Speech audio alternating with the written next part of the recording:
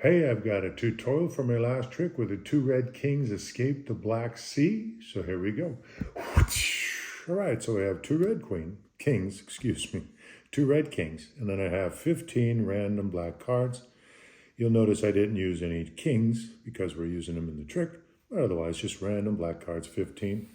So we have 17 cards total, and the two kings start at the top of the pack, okay?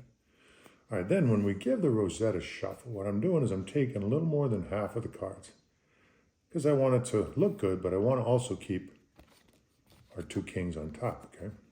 So then when you spin them, this looks pretty good, pretty even. Then you just push them together.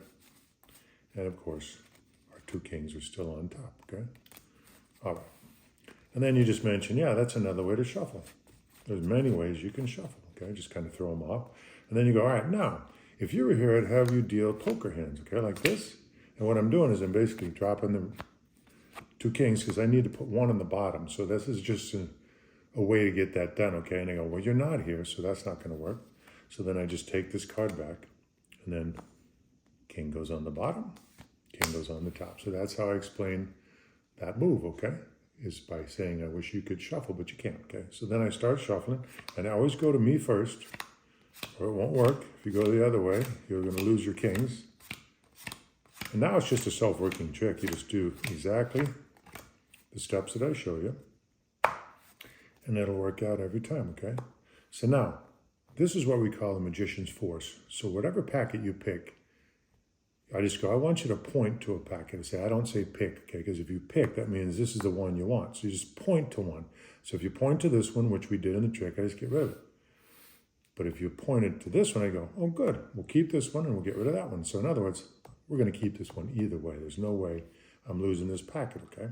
So that's how it works again. Point to this one. Yeah, let's get rid of that one. Point to this one. Yeah, let's keep this one. We'll get rid of that one, okay? So that's that simple. And again, I do it again. Always to me first, or the deal, or whoever's dealing first.